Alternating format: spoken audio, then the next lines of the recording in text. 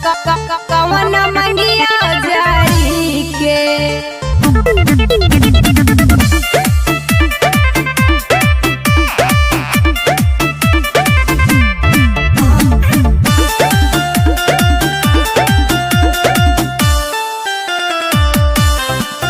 कमना बात से बड़ो परेशान हो, बोला के तोहर भर ले बकान हो। काहे हमरा से मुंह फुलैले बाड़ो, उड़ल चेहरा के बाटे मुस्कान हो। बोला बोला जान कौन दी पर मन, हम अपना ईमानदारी के। राती में फोन रोजे आवत तोहरा मोबाइल पकवन नारी के। साचे बता द तू रखले बड़ा कवन मंगिया जारी के। साचे बता द तू रखले बड़ा कवन मंगिया जारी के।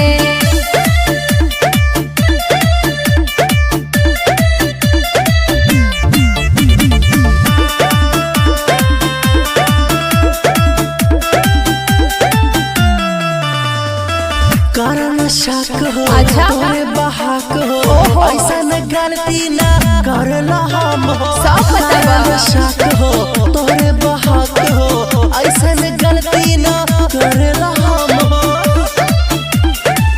लगे रखतारा कौन माल तानी में हर के तो काल तू खयाल।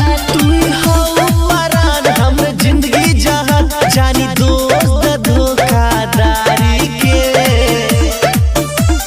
राती में फोन रोजे आवत तोहरा मोबाइल पकवन नारी के।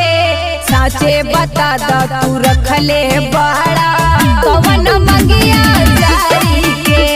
साचे बता द तू रखले बड़ा कवन मंगिया जारी के।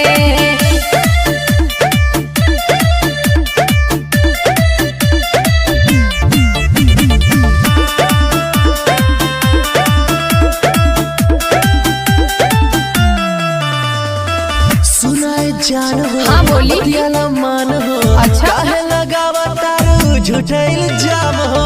सुनाए जान हो, हाँ। बतियाला मान हो। काहे लगावा तारू झूठा इल्जाम हो। ता सुनी रखले बड़ा राजा सबतान, तब दुखी काहे होई नाही मन। ए रानी हमार कर तोहरे से कट, तनी बूझी न बात समझदारी से। राती में फोन रोजे आवत तोहरा मोबाइल पकवन नारी के। साचे बता द तू रखले बड़ा